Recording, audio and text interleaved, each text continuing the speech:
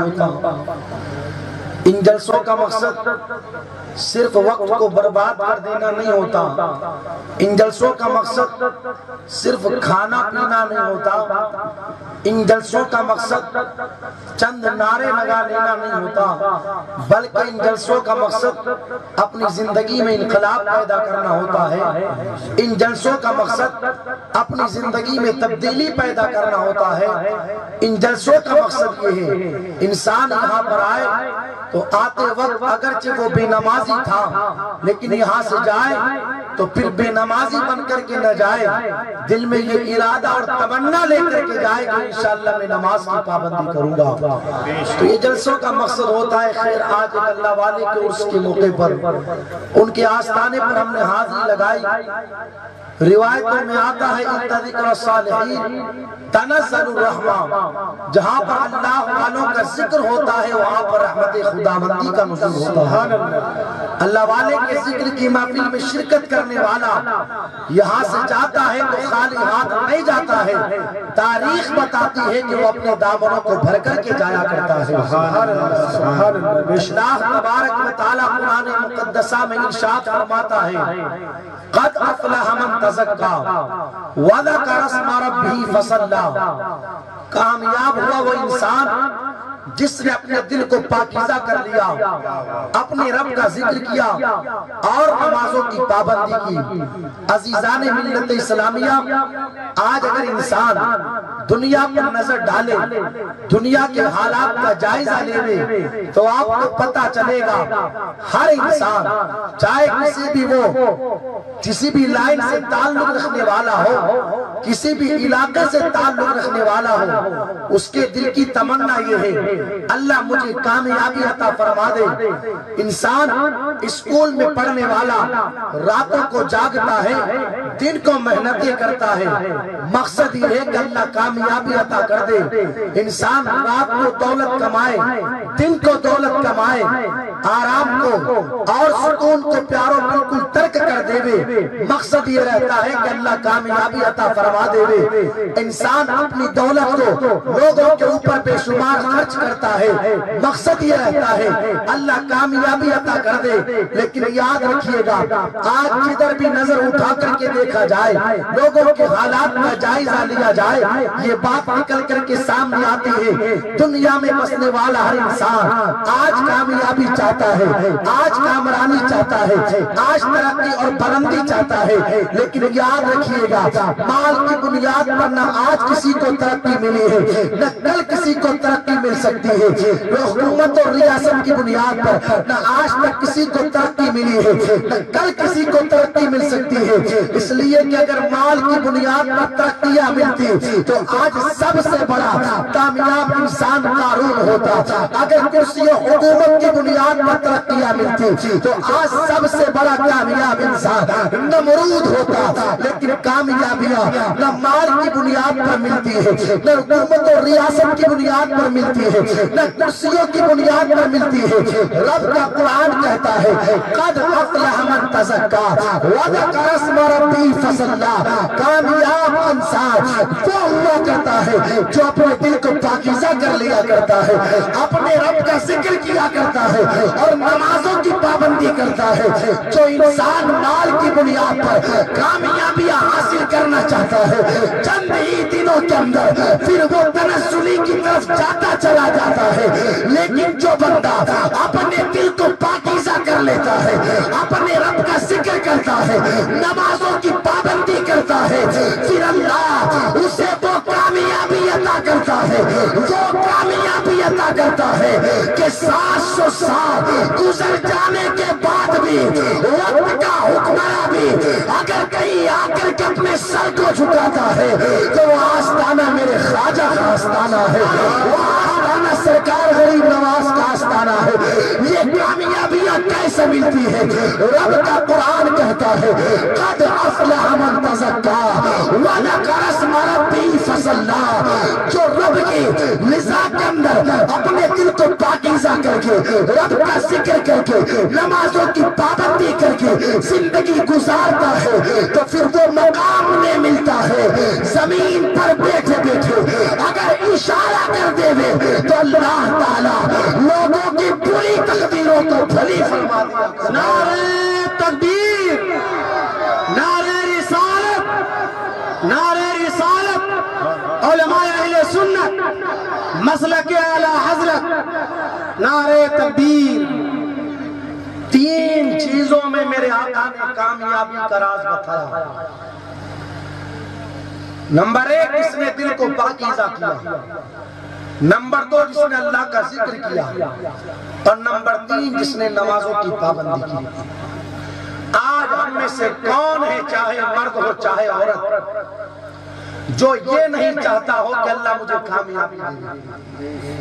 سب کے دل کی تمنا یہ ہے، سب کے دل کی خواہش یہ ہے، سب کے دل کی آرزو یہ ہے، اللہ مجھے کامیابی دے وے۔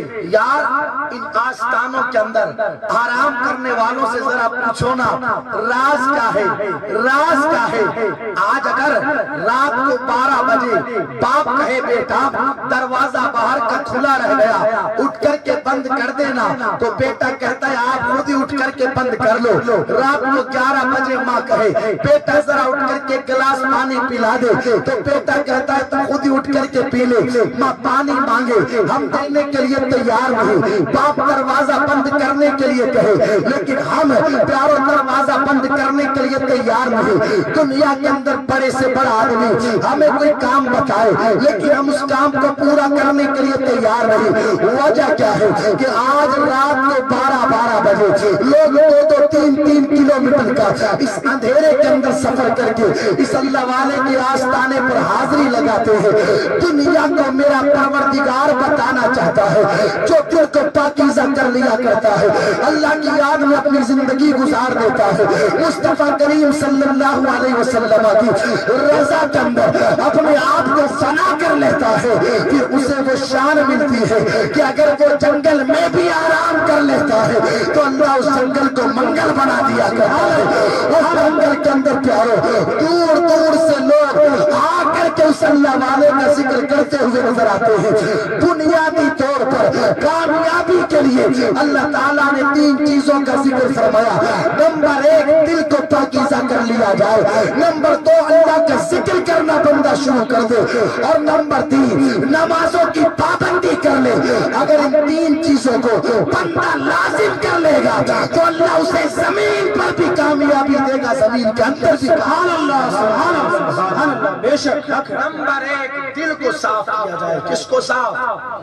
زور سے بولے، زور سے۔ اس لیے کہ تقریریں، نعتیں سب کچھ آپ نے سن لیا، بس مجھے آدھا پون گھنٹہ یا گھنٹہ آپ سے تھوڑی دیر باتیں کرنی ہے۔ کیا کرنا ہے؟ سب سے پہلی چیز ہمیں دل کو صاف، دل کو، ان کپڑوں کو نہیں، کس کو صاف کرنا ہے؟ دل کو۔ آج کپڑے تو بڑے صاف ستھرے ہیں لیکن دل بڑے گندے ہیں۔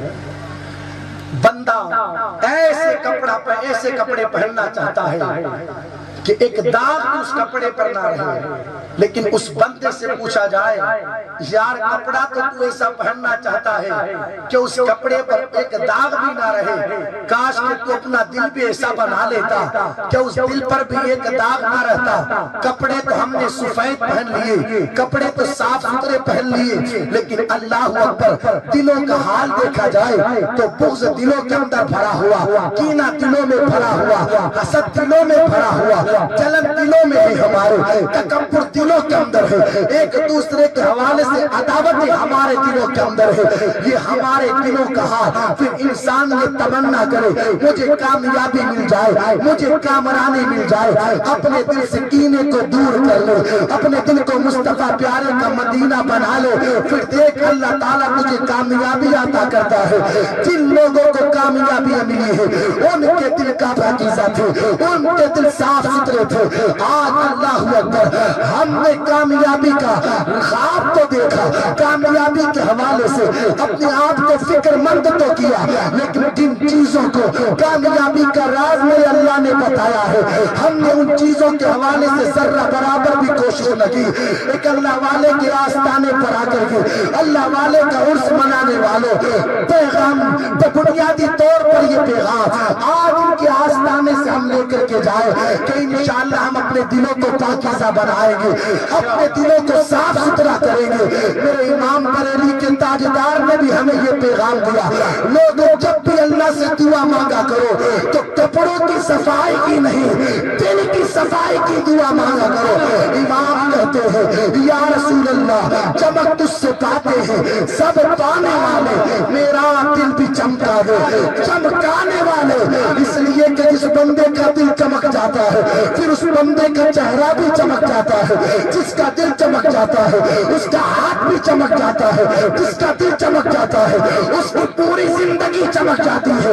ہاں ہاں، جو بندہ دل کو پاکیزہ کر کے اپنے دل کو چمکا لیتا ہے، مرنے کے بعد اس کا کفن بھی چمک جاتا ہے، اس کی قبر بھی چمک جاتا ہے۔ سبحان اللہ سبحان اللہ۔ بے شک پہلی چیز اپنے دل کو صاف کرو۔ کس کو کرو؟ ایمانداری سے بتانا آج ہمارے دلوں کی کنڈیشن کیا ہے۔ سگا بھائی سگے بھائی سے اس طرح عداوتیں رکھے، وہ کیسے اچھا کھا رہا ہے، وہ کیسے اچھا پی رہا ہے، یار یہ موٹر سائیکل کیسے لے کر کیا گیا، یہ فور ویلر تو میرے پاس ہونی چاہیے، اس کے پاس کہاں سے آ گئی، اس کے بچے آرام سے کیسے زندگی گزار رہے ہیں، اس نے اونچا مکان کیسے بنا لیا۔ معذاللہ دوست کا خوش رہنا، بھائی کا خوش رہنا، آج بھائی کو دیکھا نہ جائے پھر انسان اسی پریشانی میں اسی کشمکش میں پہنچتا ہے، پتہ نہیں کیسے کیسے بے غیرتوں کے پاس، اور جا کر کے کہتا ہے میرا بھائی اچھا کھاتا ہے، اچھا پیتا ہے، اچھے سے رہتا ہے، میں یہ چاہتا ہوں اس کا مکان بھی برباد ہو جائے، اس کا مال بھی برباد ہو جائے، اس کا کاروبار بھی برباد ہو جائے، ہاں ہاں اس کے پاس جتنی گاڑیاں ہیں ساری اس کی ہاتھوں سے چلی جائے۔ معاذاللہ یہ آج انسان اپنے دل کے اندر اپنے بھائیوں کے خلاف عداوتیں اور دشمنیاں رکھے، یہ ہمارے دلوں کی کنڈیشن، یہ ہمارے دلوں کی کیفیت کہ سگے بھائی کے حوالے سے ایک سگا بھائی اپنے دل میں اس طریقے سے کدورتیں رکھے، اپنے دلوں کے اندر اس طریقے سے حسد اور جلن رکھے۔ یاد رکھیے گا جسے عزت میرا اللہ عطا فرماتا ہے پھر پوری دنیا مل کر کے بھی اس کا بال باقا کرنا چاہے تو بال باقا نہیں کر سکتی، اس لیے کہ فانوس بن کر کے جس کی حفاظت ہوا کرے وہ شمع کا بجھے، جسے روشن خدا کرے۔ حسد کرنے والا اپنے آپ کو حسد کی آگ میں جلانے کے سوا کچھ نہیں کر سکتا، صرف وہ جلتا رہے گا، اس کے سوا وہ کچھ نہیں کر سکتا۔ لیکن افسوس اس بات کا آج قوم مسلم کے دلوں کا حال یہ ہے، آج مصطفیٰ کریم صلی اللہ علیہ وسلم کے غلاموں کے دلوں کا حال یہ ہے کہ آپ نے نہیں دیکھا آئے دن لوگ آ کر کے کہتے حضرت میرے بیٹے کے تکیے کے نیچے سے یہ تعویذ ملا، میرے پانی بھرنے کا گھڑا تھا اس گھڑے کے اندر یہ تعویذ نکلا۔ کہ آج لوگ شکایتیں نہیں کرتے ہیں میرا بچہ گھر کے چھت کے اوپر چڑھا تو اسے گوشت ملا، میرے مقام کے دروازے کے باہر جو راستہ نکلتا ہے وہاں پر کسی نے گھڑا کھود کر کے بکرے کی سیری کو دفن کر دیا۔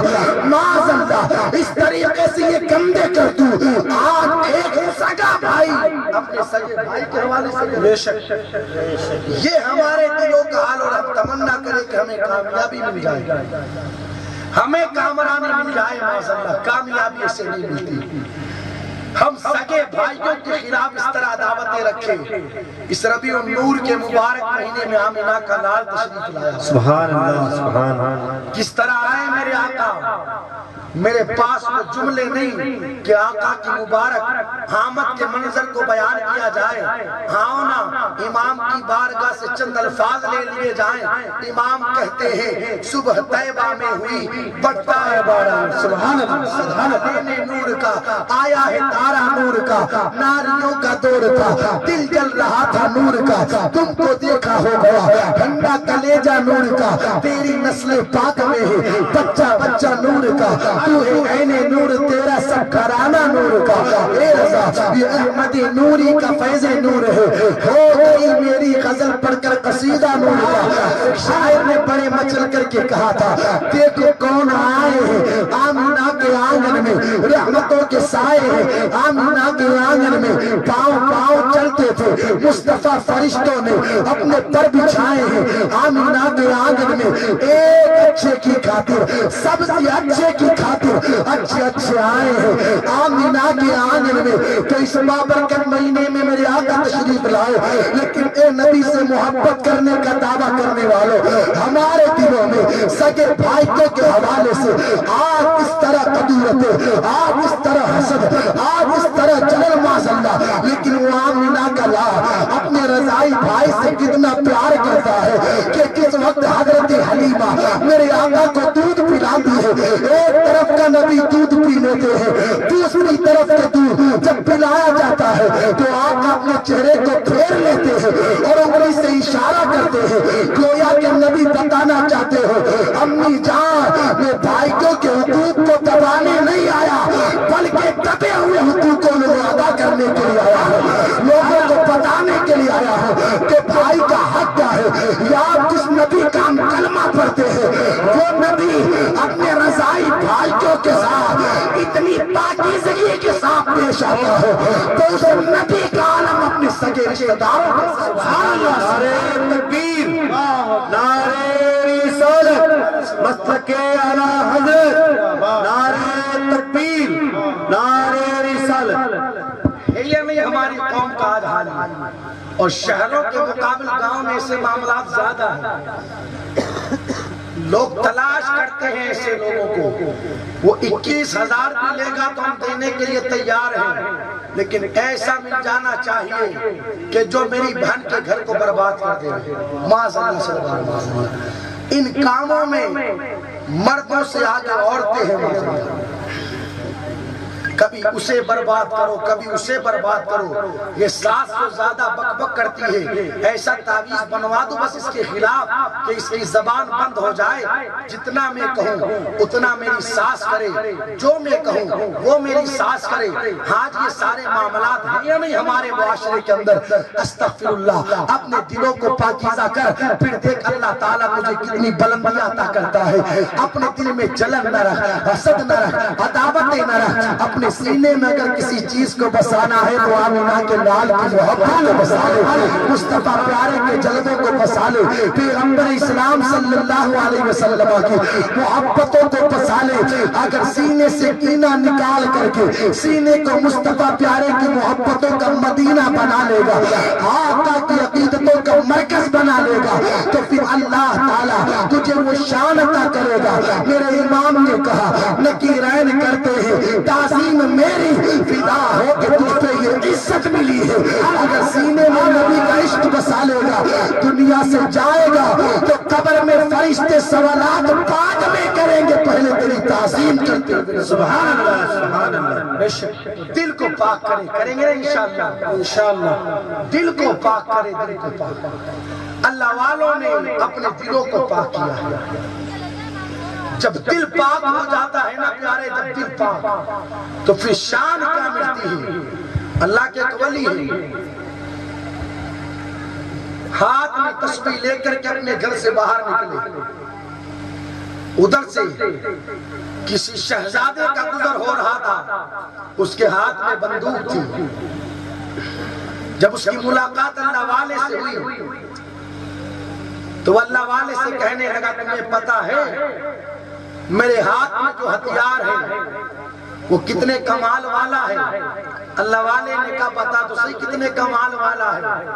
آسمان میں چڑیا اڑ رہی تھی، اس نے پیارو ہتھیار کو جب چلایا ہے، اس بندوق کا استعمال کیا ہے تو ہوا میں اڑتی ہوئی وہ چڑیا جب جا کر کے بندوق کی گولی لگتی ہے تو پھڑ پھڑاتی ہوئی زمین پر آ کر کے گر جاتی ہے۔ وہ شہزادہ کہنے لگا دیکھا نا بابا جی میرے ہتھیار میں کتنا پاور ہے، آسمان میں اڑتے ہوئے پرندے کو چند ہی لمحوں میں نے زمین پر لا کر کے تڑپا دیا ہے۔ اللہ والے نے پلٹ کر کے کہا یہ تو تیرے ہتھیار کا کمال، اب آ ذرا میں بھی دکھاؤں کہ میرے ہتھیار کا کمال کیا ہے، میرے ہتھیار کی شان کیا ہے۔ ہاتھ میں جو تسبیح تھی اس تسبیح کو لے جا کر کے اس پھڑ پھڑاتے ہوئے پرندے کے جسم پر ٹچ کیا ہے۔ تاریخ بتاتی ہے جو پیارو مرنے کے قریب پرندہ تھا اس میں جان پیدا ہو گئی، پھر سے وہ آسمانوں میں اڑنے لگ گیا۔ یہ شان اللہ انہیں عطا فرماتا ہے جو اپنے دلوں کو پاکیزہ کر لیتے ہیں، یا جن کے دل پاکیزہ ہو جاتے ہیں پھر شان یہ رہتی ہے کہ زمین کے اندر وہ رہتے ہیں زمین کے اوپر رہنے والوں کے دلوں پر حکومت کرتے ہوئے نظر آتے ہیں، جو دلوں کو پاکیزہ کر لیتے ہیں، پھر لوگوں پر نظر ڈال دیتے ہیں تو اللہ انہیں ولی بنا دیا کرتا ہے۔ یاد رکھیے گا، اگر مرد دل کو پاکیزہ کر لے تو اللہ اسے وہ شان عطا کرتا ہے، وہ شان عطا کرتا ہے کہ سارے اقطاب جہاں کرتے ہیں کعبے کا طواف، کعبہ کرتا ہے طواف درے والا تیرا، ہاں ہاں کعبہ کرتا ہے طواف درے والا تیرا، قسمیں دے دے کے کھلاتا ہے پلاتا ہے تجھے پیارا اللہ تیرا، چاہنے والا تیرا۔ اور اگر عورت اپنے دل کو پاکیزہ کر لے تو اللہ وہ شان دیتا ہے کہ سب تو کعبے کا طواف کرنے جاتے ہیں، لیکن کعبہ ماں رابعہ بصریہ کا استغفار کرے۔ نعرے تکبیر، نعرے رسالت، مسلک اعلیٰ حضرت خطیب راجستھان، خطیب ہندوستان، نعرے تکبیر، نعرے رسالت۔ یہ کب ہوگا؟ جب بندہ اپنے دل کو پاکیزہ کرے گا، ستھرا کرے اپنے دل کو۔ ہوگا کیسے دل ستھرا؟ اس لیے کہ اس پر تو زنگ لگ گیا، گناہوں کا ایسا زنگ لگا ہے، ایسا زنگ لگا ہے، نہ اللہ یاد آئے نہ اللہ کا رسول یاد آئے۔ میرے آقا سے کسی نے پوچھا یا رسول اللہ علیہ الصلوۃ والسلام، ہم یہ چاہتے ہیں ہمارے دل پاکیزہ ہو جائے تو ہم کرے کیا؟ میرے آقا نے ارشاد فرمایا صحابہ کثرت کے ساتھ اپنی موت کو یاد کرو اور قرآن کی تلاوت کرو، ان دو چیزوں کی برکتوں سے تمہارا دل پاکیزہ ہو جائے گا۔ سبحان اللہ۔ نمبر ایک موت کو کثرت سے یاد کرے، اور نمبر دو قرآن کی تلاوت کرے۔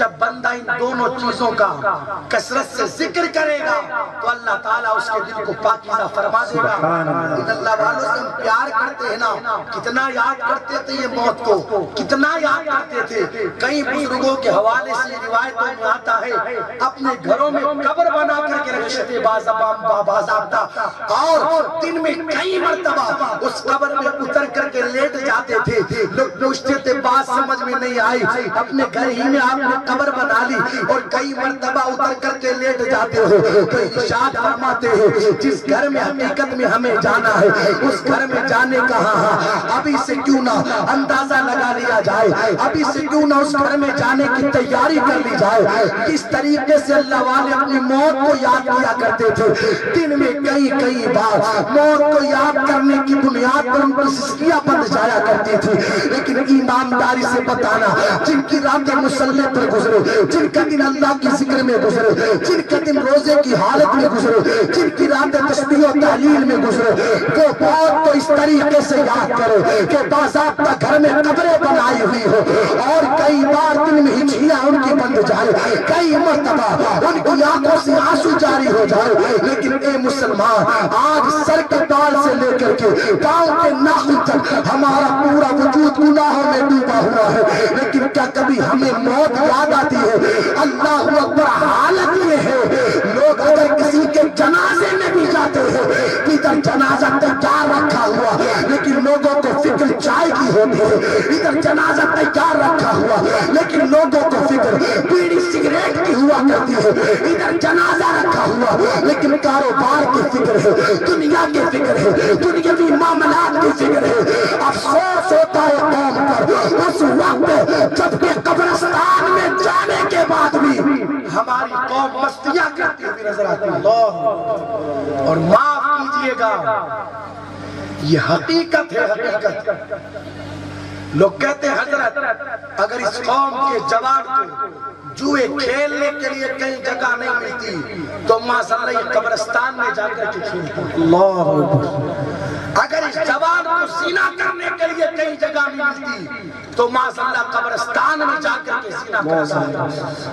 اگر اسے شراب پینے کے لیے کئی جگہ نہ ملتی تو ماشاءاللہ یہ قبرستان میں جا کر کے شراب پیا کرتا ہے۔ اگر اسے بدتمیزی کرنے کے لیے لیے کئی جگہ نہ ملتی تو یہ معاذ اللہ قبرستان میں جا کر کے بدتمیزیاں کیا کرتا ہے۔ ایک مولانا صاحب خطاب کر رہے تھے، انہوں نے کہا باضابطہ ہمارے شہر میں ہمارے قبرستان میں سی سی کیمرے لگائے گئے ہیں۔ ہم پوچھا گیا آخر وجہ کیا ہے کہ قبرستان میں بھی کیمرے لگائے گئے ہیں؟ تو کہتے حالات یہ ہے ہمارے قبرستان میں قوم کے جوان باضابطہ جوئے کھیلنے کے لیے جاتے ہیں، یہ قوم کی کنڈیشن بن چکی ہے۔ یار ہم قبرستان میں گناہ کرنے کے لیے جائے، کاش کہ بندہ قبرستان میں جا کر کے یہ تھوڑی دیر سوچ لیتا یار آج ہم زمین کے اوپر ہے، کل ہمیں بھی اسی طریقے سے زمین کے اندر جانا ہے۔ آج ہمارے باپ کو ہم نے دفن کیا، ہمارے دادا کو ہم نے دفن کیا، ہمارے خاندان والے کو ہم نے دفن کیا۔ اس طریقے سے بندہ اگر کثرت سے اپنی موت کو یاد کرے گا تو میرے مصطفیٰ کریم فرماتے اللہ اس کے دل کو پاک۔ سبحان اللہ سبحان اللہ، بہت خوب بہت خوب۔ غیراللہ کی سرزمین پر رہنے والے کثرت سے موت کو یاد کر۔ کس کو یاد کر؟ میں چاہتا ہوں کہ کچھ باتیں ہم یہاں سے لے کر کے جائیں، اس لیے کہ وہ تقریریں کرنا بھی الحمدللہ مجھے آتی ہے کہ جہاں رکوں گا آپ میں سے کوئی نہ کوئی کھڑا ہو کر کے ضرور نعرہ لگائے گا، لیکن 5 نعرے لگوا کر کے میں چلا جاؤں۔ صبح لوگ پوچھے یار جلسے میں گئے تھے کیا سیکھ کر کے آئے، تو آپ کہو کہ یہ مت پوچھو کہ بس کیا سیکھ کر کے آیا۔ میں چاہتا ہوں کہ قوم پیاسی ہے، یہاں سے جائے تو کچھ نہ کچھ پی کر کے جائے۔ موت کو یاد کریں گے نا انشاءاللہ، انشاءاللہ زور سے بولیں انشاءاللہ۔ اور سب سے بہتر ٹائم بتاؤں موت کو یاد کرنے کا، جب رات کو بستر پر لیٹ جائیں، اپنے موبائل کو سائیڈ میں رکھ دیں اور آنکھیں بند کر لیں، اور آنکھیں بند کر کے سوچیں آج تو میں 4 پائی پر لیٹا ہوں، باضابطہ روئی سے بھرا ہوا گدا بھی لگا ہوا ہے، لیکن کل جب انتقال ہو جائے گا تو قبر میں 4 پائی نہیں لگائی جائے گی، گدا نہیں لگایا جائے گا، بلکہ حال یہ ہوگا کہ نیچے بھی مٹی ہے اوپر بھی مٹی ہے، دائیں بھی مٹی ہے بائیں بھی مٹی ہے، آگے بھی مٹی ہے پیچھے بھی مٹی ہے، ہر طرف مٹی ہی مٹی ہے۔ یار آج تو مجھے سردی لگتی ہے تو رضائی اوڑھ لیتا ہوں، چادر کا استعمال کر لیتا ہوں، لیکن جب کل قبر میں مجھے سردی لگے گی تو کون چادر لا کر کے دے گا، کون رضائی لا کر کے دے گا؟ آج اگر مجھے گرمی ہوتی ہے تو پنکھے کون کر لیتا ہوں، کولر چلا لیتا ہوں، ایسی کا انتظام کر لیتا ہوں، لیکن جب کل قبر میں مجھے گرمی لگے گی اس وقت کون لا کر کے پنکھا لگائے گا، کون کولر اور ایسی کا انتظام کرے گا؟ اس طرح رات کو سوتے وقت ہم اپنی موت کو یاد کر کے سوئیں، اپنی قبر کو یاد کر کے سوئیں۔ جو بندہ رات کو سوتے وقت قبر کو یاد کر کے سوئے گا، اپنی موت کو یاد کر کے سوئے گا، پھر اسے نماز فجر کے لیے الارم نہیں لگانا پڑے گا، بلکہ جیسے ہی نماز فجر کا وقت ہوگا فوراً اس کی آنکھ کھل جائے گی، فوراً وہ بندہ بیدار ہو جائے گا۔ اس لیے کہ یار جس لڑکے کی نظروں کے سامنے 10ویں کلاس کا ایگزام ہو، اس بچے کو نہ رات میں نیند آئے نہ دن میں نیند آئے، اسے نہ کھانا اچھا لگے نہ پینا اچھا لگے، ماں کہتی ہے بیٹا فروٹ ہی کھا لے تاکہ تو کمزور نہ ہو، تیرا ذہن کمزور نہ ہو، لیکن بچہ کہتا ہے ماں مجھے نہ کھانے کی فکر ہے نہ پینے کی فکر ہے، مجھے تو 10ویں کلاس کے ایگزام کی فکر ہے۔ یار 10ویں کلاس کا ایگزام جس کی نظروں کے سامنے ہو اسے کھانا بھی اچھا نہیں لگتا، پینا بھی اچھا نہیں لگتا، پینا اچھا لگے، لیکن جس بندے کی نظروں کے سامنے 10ویں کلاس کا نہیں قبر کا ایگزام ہو، وہ قبر کا ایگزام، یار اگر بندہ فیل ہو جائے اگلے سال محنت کر کے پھر کامیاب ہو سکتا ہے، لیکن اگر وہاں پر فیل ہو گیا پھر اسے کامیاب ہونے کا کوئی چانس نہیں ملے گا۔ یار اگر بندہ پیارو فیل ہونے لگے لوگوں کو رشوتیں دے کر کے پاس ہو سکتا ہے، لیکن وہاں پر کوئی رشوت نہیں دی جا سکتی ہے، وہاں پر کوئی رشوت نہیں چلتی ہے۔ یہاں پر تو اور بھی کئی لڑکے اس کے ساتھ بیٹھے ہیں، لیکن قبر میں نہ باپ ہوگا نہ ماں ہوگی نہ بھائی ہوگا نہ بہن ہوگی نہ رشتہ دار ہوں گے۔ یہاں پر تو دروازے بھی ہیں کھڑکیاں بھی ہیں، لیکن وہاں پر تو نہ کوئی دروازہ نظر آتا ہے نہ کھڑکی نظر آتی ہے، جس کی نظر سامنے تسبیح کا ایگزام ہو، اسے کھانا پینا اچھا نہیں لگتا، محنت کرنا اچھا لگتا ہے، تو جس کی نظروں کے سامنے قبر کا امتحان رہے گا اسے بھی پھر واٹس ایپ فیس بک لگانا اچھا، چلانا اچھا نہیں لگے گا، بلکہ رب کی یاد میں مصطفیٰ کے ذکر میں زندگی کو گزار کر کے قبر کی تیاری کرنا۔ سبحان اللہ سبحان اللہ سبحان اللہ سبحان اللہ سبحان اللہ۔ موت کو یاد کریں، موت کو، دل پاکیزہ ہوگا آپ کا، دل ستھرا ہوگا، یہ دل کا جو میل ہے نا موت کو یاد کرنے سے دھلے گا۔ دوسری چیز قرآن کی تلاوت کریں، کیا کریں؟ زور سے بولیں، اور زور سے بولیں، اور زور سے بولیں، قرآن شریف کی تلاوت کریں۔ ہاتھ کھڑے نہیں کرنے، بندہ اپنے دل ہی دل میں سوچے ہم میں سے کتنے ہیں معاذ اللہ جنہیں قرآن پڑھنا نہیں آتا؟ کتنے ہیں ہم میں سے؟ کتنے ہیں جنہیں قرآن پڑھنا نہیں آتا؟ اور ہم سے بڑا مسلمان کوئی نہیں، ہم سے بڑا مومن کوئی نہیں، ہم سے بڑا نبی کا عاشق کوئی نہیں۔ کیا نبی کے عاشق کا حال یہی رہتا ہے کہ صبح بیدار ہو تو کبھی بیوی کو ماں بہن کی گالی دے، کبھی بچے کو ماں بہن کی گالی دے؟ کیا نبی کے عاشق کا حال یہی رہتا ہے کہ چائے بعد میں پیتا ہے، پہلے گھر کی عورتوں کو گالیاں دیتا ہے؟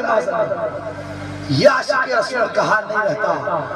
عاشق رسول تو وہ ہوتا ہے جو نماز فجر سے پہلے بیدار ہو جاتا ہے، تہجد ادا کرتا ہے، نماز فجر پڑھتا ہے، اور پھر اس کے بعد سب سے پہلا ترانہ اگر اس کی زبان پر جاری ہوتا ہے تو قرآن کی تلاوت کا۔ سبحان اللہ بے شک سبحان اللہ۔ افسوس کی بات، 40 سال کی عمر ہو گئی، قرآن پڑھنا نہیں آتا ہمیں۔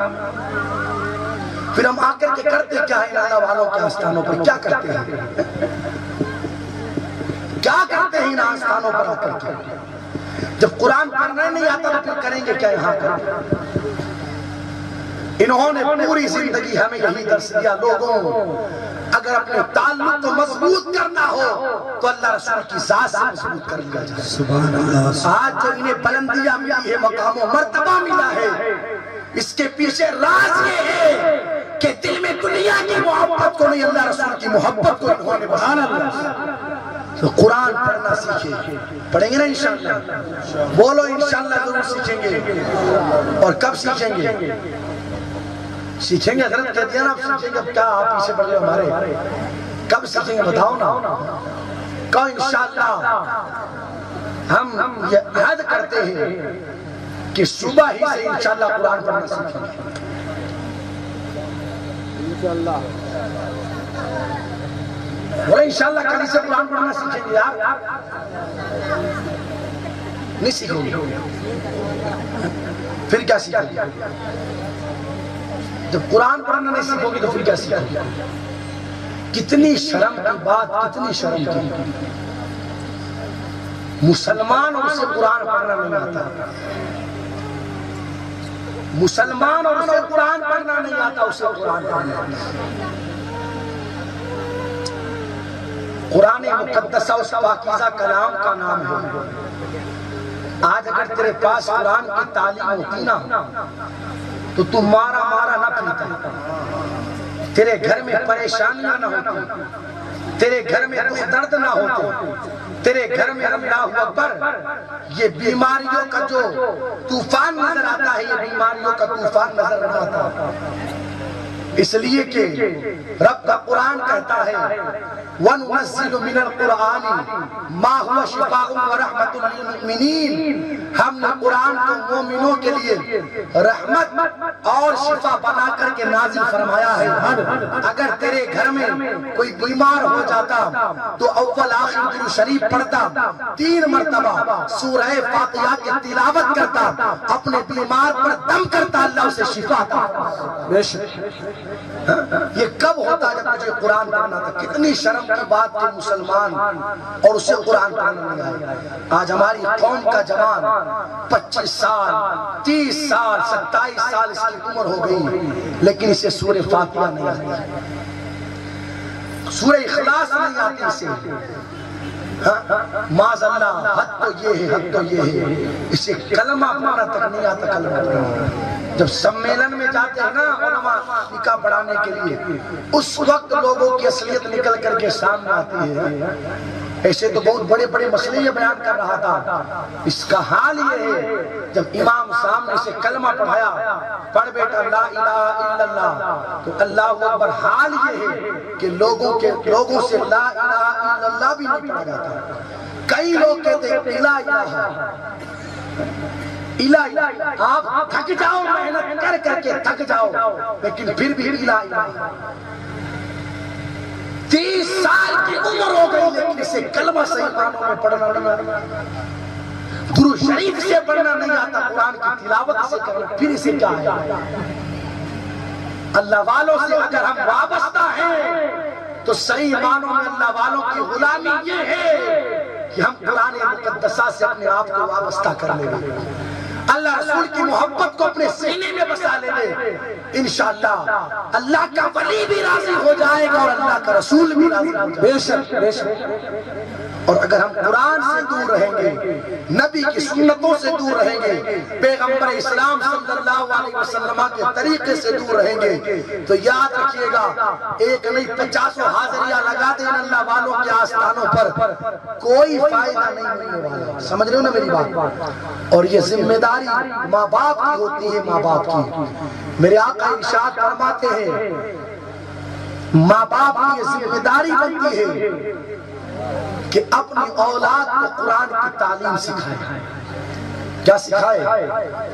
قرآن کی تعلیم سکھائے۔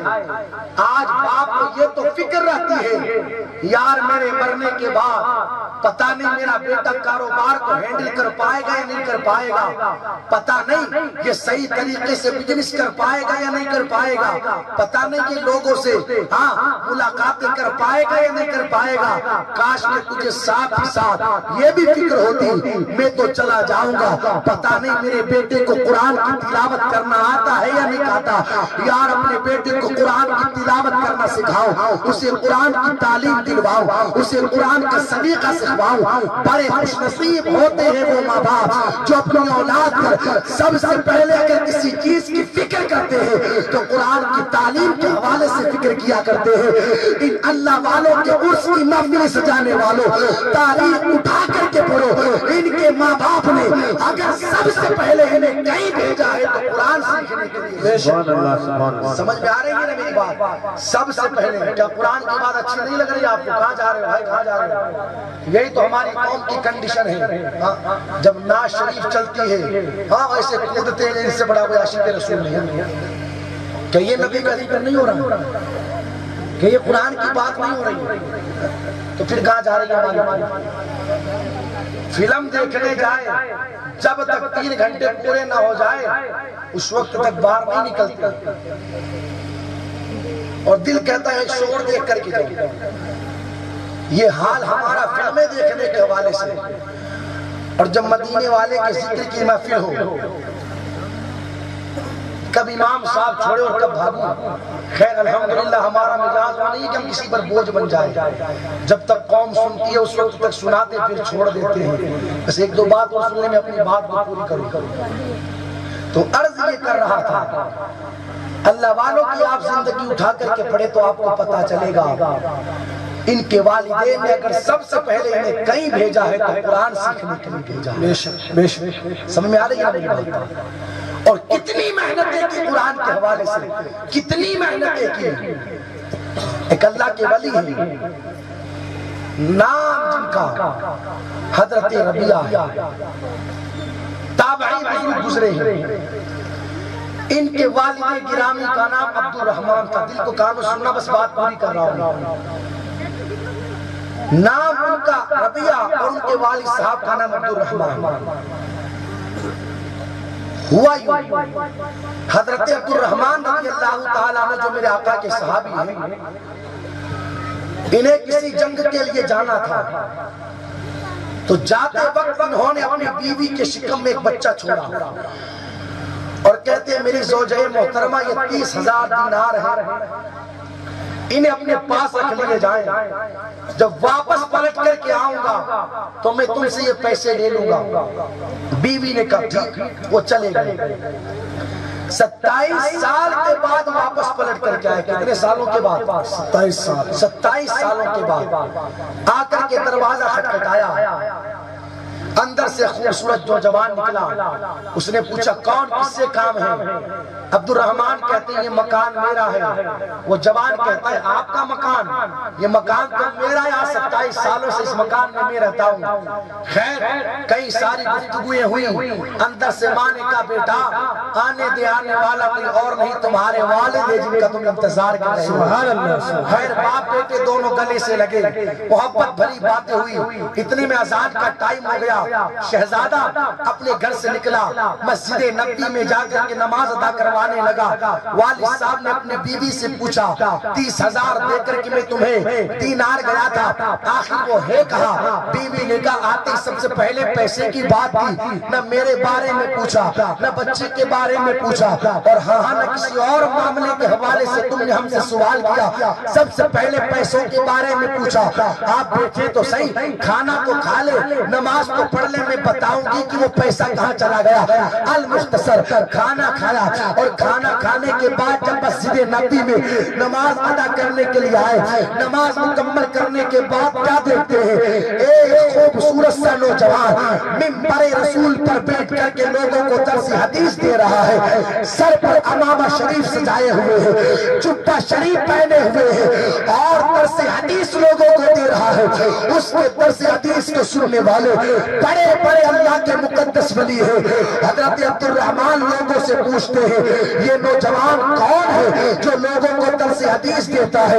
لوگوں نے بتایا تمہیں پتہ نہیں یہ ربیعہ بن عبد الرحمن ہے۔ آپ نے جب یہ سنا یہ میرا بیٹا جو آج منبر رسول پر بیٹھ کر کے لوگوں کو درس حدیث دیتا ہے، فوراً اپنے گھر پر گئے، جا کر کے بیوی سے کہنے لگے اے میری زوجہ محترمہ آج ہمارا شہزادہ اتنے اونچے مقام پر چلا گیا کہ مسجد نبوی میں منبر رسول پر بیٹھ کر کے لوگوں کو درس حدیث دیتا ہے، اور بڑے بڑے اللہ کے ولی اپنے سر کو جھکا کر کے اس کے درس حدیث کو سنتے ہیں۔ بیوی نے کہا اگر تمہارے دل کو یہ دیکھ کر کے خوشی پہنچی ہو تو تم نے مجھ سے پوچھا پیسہ کہاں چلا گیا جو دے کر کے گیا تھا؟ وہ سارا کا سارا پیسہ میں نے تمہارے بچے کو عالم بنانے میں خرچ کر دیا۔ سبحان اللہ، کیا بنانے میں خرچ کر دیا؟ عالم بنانے میں، قرآن کی تعلیم دلوانے میں خرچ کر دیا۔ شوہر نامدار کہتے واہ رے میری زوجہ محترمہ، صحیح معنوں میں تو نے پیسہ وہاں خرچ کیا ہے جہاں پر پیسے کو خرچ کرنا چاہیے۔ پتہ کیا چلا؟ یہ اللہ والوں کی زندگیاں ہیں۔ ان کے والدین نے اگر سب سے پہلے اپنے بچوں کو کسی چیز کی تعلیم دلوائی ہے تو قرآن کی تعلیم دلوائی ہے۔ ہم بھی اپنی اولاد کو قرآن کی تعلیم دلوائیں گے نا انشاءاللہ۔ بھیجے اپنے علماء کے پاس، اور جب مہینہ پورا ہو جائے تو فیس بھی دے دیں گے۔ اللہ اکبر، حالات دیکھے ہوں گے نا آپ نے، 5 مہینے چڑھ گئے مدرسے کی فیس کے۔ اگر استاد کہتے بیٹا جا کر کے فیس لے کر گیا، گھر جا کر کے پھر آتا ہے میرے والد صاحب کہہ رہے کہ بھی ہاتھ میں پیسے آئے ہوئے نہیں ہیں، یہ تو ہمیں بھی پتا ہے کہ پیسے ہاتھ میں نہیں رہتے، پیسے تجوریوں میں رہتے ہیں۔ اللہ اکبر، جب دینی تعلیم کی باری آتی ہے 150 روپے 100 روپے مہینے کی فیس، لیکن لوگ 50 بہانے بناتے ہیں۔ اور اللہ اکبر، اگر انہیں کوئی دنیاوی کام کرنا ہو یا معاذاللہ گناہ کرنا ہو تو بندہ پتہ نہیں کہاں سے لاکھوں روپے نکال کر کے لے آتا ہے، اور بغیر کچھ کہے لاکھوں روپے خرچ کرتا اڑاتا ہوا نظر آتا ہے۔ بدلے اپنی ذہنیت کو، اگر اپنا پیسہ خرچ کرے تو اپنے بچوں پر دین کی تعلیم کے حوالے سے کرے انشاءاللہ۔ تو پہلی چیز اپنے دل کو پاکیزہ کرے، اللہ کامیابی دے گا۔ دوسری چیز اللہ کا ذکر کرے، کیا کرے؟ اللہ کا ذکر کرے۔ اور تیسری چیز نمازوں کی پابندی کرے۔ یہ 3 چیزیں اگر ہم نے اپنی زندگیوں میں بسا لی، انشاءاللہ دنیا بھی ہماری سمجھ جائے گی، آخرت بھی ہماری سمجھ جائے گی۔ یہ ربیع النور کا بابرکت مہینہ ہے۔ اس ماہ مبارکہ کے اندر آؤ نا آج ہم مدینے والے کی بارگاہ سے لو لگا کر کے کچھ آقا سے عہد کر لیتے ہیں۔ اس لیے کہ آپ نے دیکھا ہوگا جب بھی دنیا میں کسی کا برتھ ڈے آتا ہے یا جنم دن آتا ہے، لوگ اپنے دوست کے لیے، اپنے محبوب کے لیے کوئی نہ کوئی تحفہ لے کر کے جاتے ہیں۔ بھیرندہ کی سرزمین پر رہنے والوں ایمانداری سے مجھے بتانا، مدینے والے کے میلاد کا دن آ رہا ہے، آخر ہمارے پاس نبی کی بارگاہ میں پیش کرنے کے لیے کون سا تحفہ ہے؟ یار جب دنیا والوں کے لیے ہم جاتے ہیں، برتھ ڈے کی محفل میں شرکت کرنے کے لیے تو کچھ نہ کچھ لے کر کے جاتے ہیں نا، نبی کی بارگاہ میں پیش کرنے کے لیے ہم نے کون سا تحفہ اکٹھا کر رکھا ہے؟ وہاں پر نہ مال دیکھا جاتا ہے، نہ زمین و جائیداد دیکھی جاتی ہے، ایک ارادہ کر لینے اپنے دل میں، اور یہ اپنے دل کے اندر تمنا اور جذبہ کر لینے کہ انشاءاللہ اب سے لے کر کے ربیع النور کی 12 تاریخ تک میں کثرت کے ساتھ اپنے نبی کی بارگاہ میں درود پڑھوں گا۔ کہو انشاءاللہ، کہو انشاءاللہ، کثرت کے ساتھ۔ الحمدللہ جتنے جلسے میرے ربیع النور کے مہینے میں ہوئے ہیں، ہر جگہ میرے جلسے کے اختتام پر یہ پیغام دیا، اور جتنے جلسے ہوں گے انشاءاللہ ہر جگہ یہ پیغام دوں گا۔ تو ہمیں کرنا کیا ہے؟ یہ ارادہ کرنے میں کہ اب سے لے کر کے ربیع النور کی 12 تاریخ تک کثرت کے ساتھ اپنے نبی کی بارگاہ میں درود پڑھوں گا۔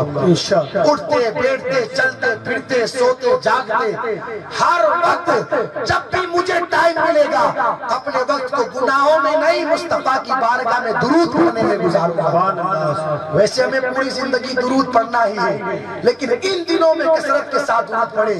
اور جب ربیع النور کی 12 تاریخ آئے نا تو صبح جلدی اٹھیں، صبح جلدی اٹھ کر کے غسل کریں، اور غسل کرنے کے بعد پھر تہجد ادا کریں، اور تہجد پڑھ کر کے نبی کی بارگاہ میں درود و سلام کا نذرانہ پیش کرے، ہاتھ اٹھا کر کے دعا کرے، یا رسول اللہ کہاں یہ گندی زبان اور کہاں آپ کی مقدس شان، ہزار بار بشویم دہنز مشکو گلاب ہنوز نام تو گفتن کمال بے ادبیس۔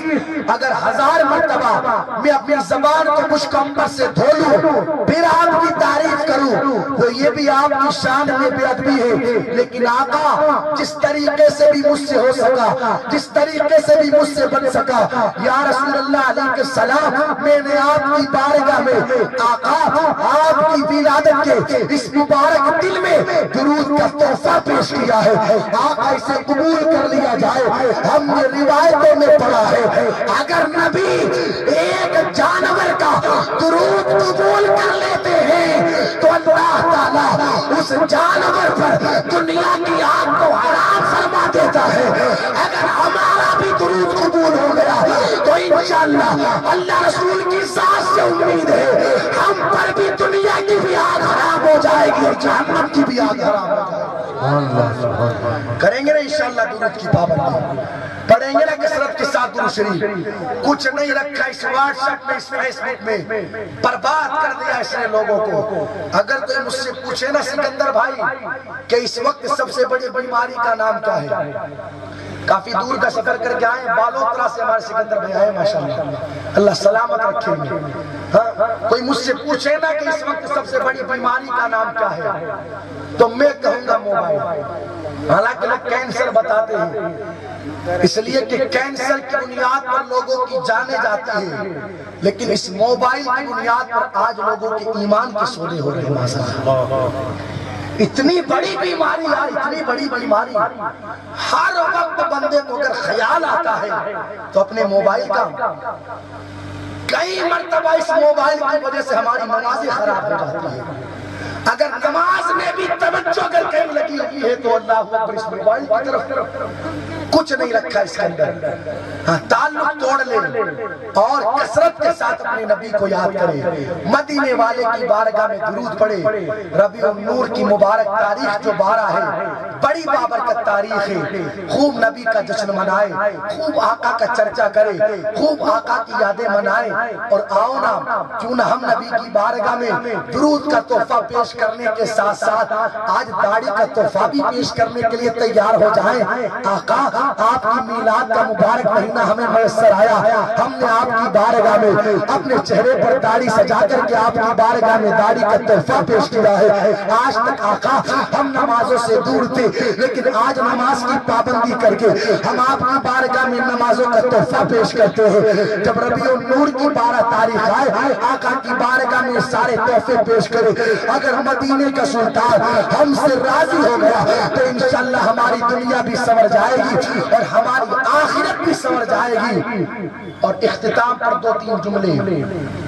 اس ربیع النور کی 12 تاریخ کو ہماری قوم جلوس میں شرکت کرتی ہے. کس میں شرکت کرتی ہے؟ کرنا بھی چاہیے, اس لیے کہ جلوس میں جانا اور جلوس میں شرکت کرنا یہ معاذ اللہ کسی مولانا کی بدعت نہیں, اللہ والوں کی سنت ہے. سمجھ رہے ہو نا میری بات؟ اپنے گھروں پر جھنڈے بھی لگائیں, لائٹیں بھی لگائیں, اس لیے کہ ہم آج لگاتے ہیں روح الامین نے گاڑا کعبے کی چھت پہ جھنڈا, تا عرش اڑا فریرا صبح شب ولادت. جس وقت آمینہ کا لال دنیا میں تشریف لاتا ہے اس وقت جبرائیل کعبے کی چھت پر جھنڈا لگاتے ہیں. لیکن یہ سارے کام ہمیں ادب کے دائرے میں کرنے ہیں. جلوس میں شرکت کرے. آپ نے دیکھا ہوگا واٹس ایپ پر, فیس بک پر لوگوں کے حالات آتے ہیں, ڈانس کرتے ہیں لوگ جلوس کے اندر معاذ اللہ, ایسے ڈی جے لائے جاتے ہیں اور ایسی جھنکار والی معاذ اللہ نعتیں بجائی جاتی ہے کہ بندہ سن کر کے دل کو سرور ملے. اللہ اکبر, یہ تو بہت دور کی بات ہے. لوگوں کو ڈانس سکھائی دیتا ہے, ناچنے لگ جاتے ہیں, ہاتھوں میں رومال لے کر کے ہوا میں اچھالنا شروع کر دیتے ہیں. چھوٹے بچوں کو گودوں میں لے کر کے ہواوں میں پھینکنا شروع کر دیتے ہیں معاذ اللہ. اس طریقے سے لوگ جلوسوں میں شرکت کرتے ہیں. کالی پٹی, گلابی پٹی, نیلی پیلی پٹی سروں پر باندھ لی, ہاں اسٹیکر لگا لی اس گال پر. کون کہے گا کہ یہ نبی کا غلام ہے؟ دنیا دیکھ کر کے کہے گی یہ نبی کا غلام نہیں, یہ تو سرکس سے جوکر نکل کر آیا ہے معاذ اللہ. ایسی حرکتیں نہیں رہتی ہیں لوگوں کی.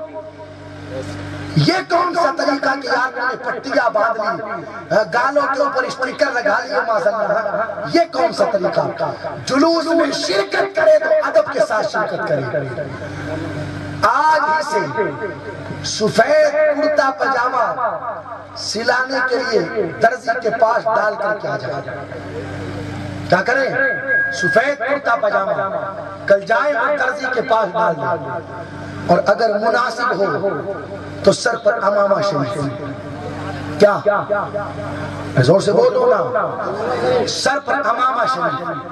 اور امامہ شریف نہیں نہ میسر آ سکے تو کم سے کم سفید ٹوپی لگا لیں, ہاتھ میں نبی کے میلاد کا جھنڈا لے لیں, باوضو ہو کر کے نبی کے اس میلاد میں اس جلوس میں شرکت کریں. نظریں جھکی ہوئی ہو, لبوں پر نبی کی نعتیں جاری ہو, آقا کے ذکر کے ترانے جاری ہو, مصطفیٰ کے درود کے ترانے جاری ہو. جب انشاءاللہ اس طریقے سے ہم جلوس میں شرکت کریں گے, دنیا دور سے دیکھ کر کے فیصلہ کر دے گی آنے والا کوئی اور نہیں, مصطفیٰ پیارے کا غلام معلوم ہوگا. اور خوب کھلائیں, خوب پلائیں نبی کے نام پر. اگر لوگ شرکت کر رہے ہوں, کئی جگہوں پر ہم نے دیکھا لوگ کھلاتے پلاتے لیکن بے ادبی کرتے ہیں. سیب اگر کسی کو دینا رہتا ہے تو لوگ ہوا میں اچھالتے ہیں. 20 سیب اچھالی گئی, 5 سیب لوگوں کی ہاتھوں میں آتی ہے, 15 سیب زمین پر گر جاتی ہے. یہ کون سا طریقہ پیارے؟ اگر تجھے کھلانا ہے 5 ہی لوگوں کو اطمینان و سکون سے ساتھ بٹھا کر کے کھلا دے, جو تجھے میسر آئے. اگر نبی کے نام پر تو پانی بھی پلائے گا, ہمارا ایمان کہتا ہے, ہمیں امید ہے زہرا کے بابا سے, آج لوگوں کو نبی کے نام پر ہم پانی پلائیں گے. کل قیامت کے دن حشر کے میدان میں آمینہ کا لال اپنے مبارک ہاتھوں سے ہمیں جامِ کوثر پلائے گا. تو نبی کے نام پر خوب کھلائیں خوب پلائیں، اپنی زندگیوں میں انقلاب پیدا کرے، کامیابی ترقی بلندی چاہیے، نمازوں کی پابندی کرے، اپنے دلوں کو صاف کرے، قرآن کی تلاوت کرے، گھروں کا ماحول پاکیزہ بنائے۔ اللہ کی بارگاہ میں دعا ہے اللہ تعالی ہمیں کہنے سننے سے زیادہ عمل کی توفیق عطا فرمائے۔ استغفر اللہ ربی من کل ذنب واتوب الیہ، بلند آواز سے کلمہ شریف پڑھ لیں، لا الہ الا اللہ محمد رسول اللہ صلی اللہ علیہ وسلم وما علینا الا البلاغ۔ السلام علیکم خیر